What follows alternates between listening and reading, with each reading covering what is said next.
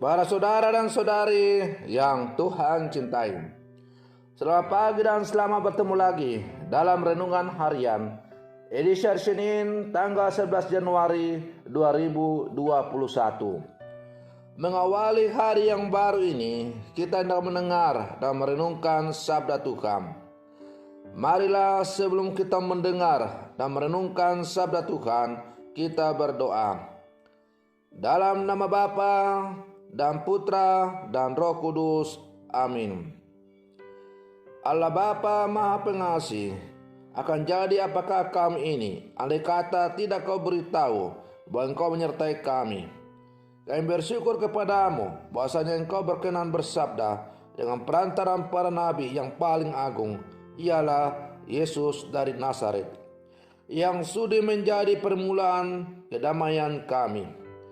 Bersabdalah ya Tuhan, kami siap untuk mendengarkan. Terpujilah Engkau Bapa, Putra dan Roh Kudus, kini dan sepanjang segala masa. Amin. Para saudara dan saudari yang Tuhan cintai, sabda Tuhan yang hendak kita dengar dan kita renungkan untuk mengawali hari yang baru ini, hari Senin, tanggal 11 Januari 2021, diambil dari Injil Markus pasal 1 ayat 14 sampai 20. Tuhan sertamu. Inilah Injil Tuhan kita Yesus Kristus menurut Santo Markus. Sesudah Yohanes Pembaptis ditangkap, datanglah Yesus ke Galilea memberitakan Injil Allah. Yesus memberitakan, waktunya telah genap, kerajaan Allah sudah dekat. Bertobatlah dan percayalah kepada Injil. Ketika Yesus sedang berjalan menyusur danau Galilea, Ia melihat Simon dan Andreas saudara Simon.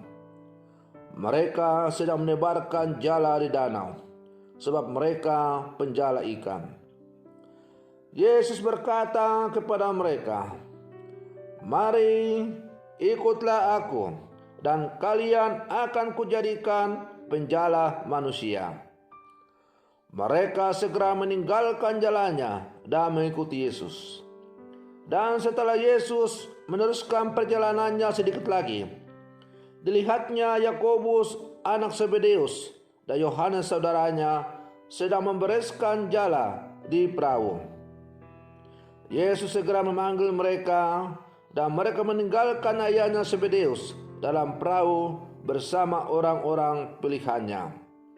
Lalu mereka mengikuti Yesus.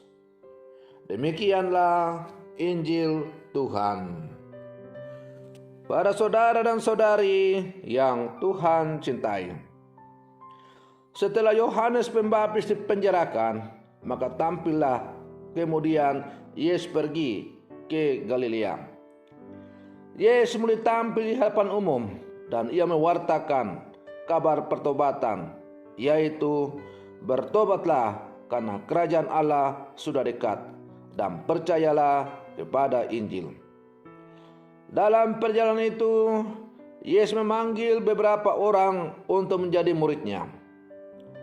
Panggilan para murid dimulai dari Simon dan Andreas. Mereka adalah nelayan. Ketika mendengar panggilan Yesus, mereka segera meninggalkan jala dan mengikuti Dia. Responsitas yang sama diberikan juga oleh Yohanes dan Yakobus, yang juga adalah hidup dari pekerjaan nelayan. Yohanes dan Yakobus juga sedang membantu ayah mereka membersihkan jala dalam perahu. Dan ketika Yesus memanggil mereka, mereka pun segera meninggalkan ayah dengan para pekerja yang lain, lalu pergi mengikuti Yesus. Yesus memperlihatkan otoritasnya karena Ia mampu memanggil orang keluar dari pekerjaan mereka dan menjadikan mereka sebagai murid-Nya. Para saudara dan saudari yang Tuhan cintai, Yesus berjanji akan mentransformasi hidup mereka dari penjala ikan menjadi penjala manusia. Artinya, pekerjaan dasar mereka sebagai seorang nelayan tinggallah kini diubah menjadi penjala manusia, yaitu mereka akan menjadi rekan sekerja Yesus berkeliling mewartakan Injil untuk menjala manusia-manusia kembali ke jalan yang benar. Jalan yang mereka tebarkan adalah lambang gereja, sedangkan ikan-ikan yang ditangkap adalah lambang umat Allah yang akhirnya akan percaya kepada Injil berkat pewartaan mereka. Mereka akan memberitakan kabar yang akan mengubah hidup manusia serta orang lain. Para saudara dan saudari yang Tuhan cintai, orang-orang yang dipilih Yesus tidak sempat mempersiapkan diri. Yesus memang tidak memilih orang-orang yang terampil atau terkenal. Bahkan mereka bukan orang yang saleh atau religius. Ia tidak menemui mereka di rumah ibadat, tetapi di pantai sedang bekerja. Maka panggilan untuk mengikut Dia mengubah segala sesuatu dalam hidup mereka, keluarga, pekerjaan, dan lain sebagainya.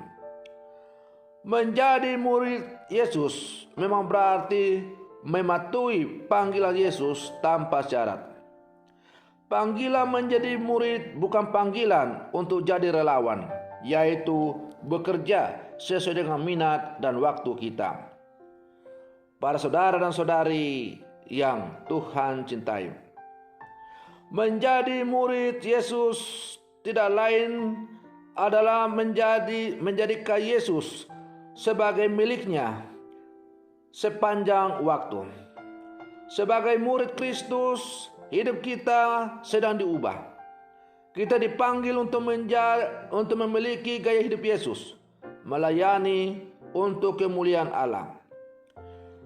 Tidak semua orang mau memberi respon positif atas panggilan Yesus.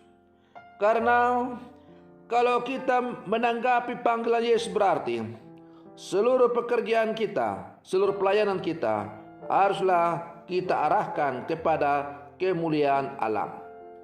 Sementara manusia pada umumnya lebih suka untuk mencari kehormatan dalam hidup ini. Para saudara dan saudari yang Tuhan cintai, kita sebagai murid-murid Yesus yang hidup di zaman sekarang, pertanyaan mendasar untuk kita adalah, apakah kita juga siap untuk meninggalkan segala-galanya demi untuk menjadi pewarta Injil? Kita semua telah dipanggil menjadi murid-murid Yesus. Panggilan itu diawali ketika kita menerima sakramen pembaptisan, yang kemudian semakin kita lengkapi dan sempurnakan dengan menerima sakramen-sakramen yang lain.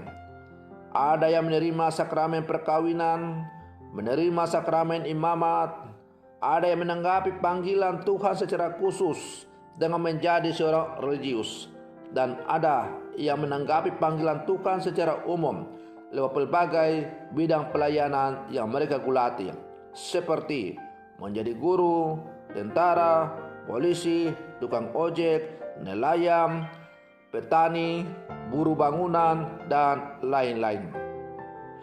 Apapun pekerjaan kita, Yesus memanggil kita untuk menjadi murid-muridnya. Yesus mengajak kita supaya lewat pekerjaan yang kita gulati masing-masing, kita memberi makna baru terhadap pekerjaan yang kita layani itu.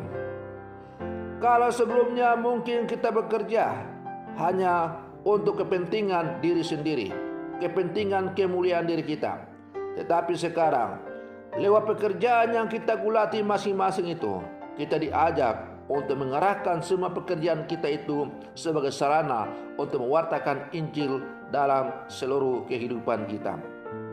Para saudara dan saudari yang Tuhan cintai.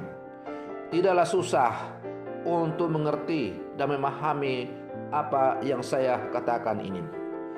Katakanlah saya seorang gembala, lebih tepatnya saya seorang pastor paroki. Maka pelayanan saya sebagai seorang pastor paroki kepada umat haruslah sungguh-sungguh saya tujukan demi untuk menghantar orang semakin bersatu dengan Tuhan. Hendaklah melalui tugas dan pelayanan yang saya lakukan itu, orang semakin merasakan bahwa Tuhan sungguh hadir dalam kehidupan mereka. Dan bukannya untuk mencari kehormatan diri saya, supaya saya disanjung-sanjung, dipuji, dihormati, dan sebagainya. Kalau tugas panggilan saya sebagai seorang pastor paroki itu saya lakukan supaya saya disanjung-sanjung, saya dipuja-puja, saya dihormati, maka saya bukanlah seorang murid Yesus yang sejati. Saya adalah murid Yesus yang palsu, yang mempergunakan sarana panggilan sebagai seorang pastor paroki untuk mencari kehormatan diri. Sebagai seorang pastor paroki, hendaklah yang diutamakan dan diwartakan dalam seluruh hidup itu adalah Tuhan yang selalu hadir untuk membimbing dan menyertai umatnya. Sehingga lewat tugas dan panggilan saya itu, orang akan semakin dihantar untuk bertemu dengan Sang Penyelamat, Allah yang penuh belas kasih. Para saudara dan saudari yang Tuhan cintai, demikian pula halnya dengan saudara-saudari sekalian. Lewat tugas dan panggilan serta karya kalian, Allah memanggil kalian untuk menjadi murid-muridnya. Lewat tugas dan panggilan kalian, Allah memanggil kalian untuk mewartakan Injil lewat tugas dan panggilan kalian masing-masing. Maka marilah sebagai murid-murid Yesus yang hidup di zaman sekarang, lewat aneka tugas dan pelayanan kita masing-masing, kita berlomba-lomba untuk mewartakan Injil dalam kehidupan kita. Semoga lewat kesaksian hidup kita dengan mewartakan Injil, maka orang semakin diajak untuk berbondong-bondong bertemu dengan Tuhan yang penuh belas kasih itu. Sehingga dunia semakin diliputi dengan damai sejahtera, karena orang selalu hidup dalam terang dan bimbingan kasih Allah. Semoga demikian. Selamat pagi. Tuhan Yesus memberkati.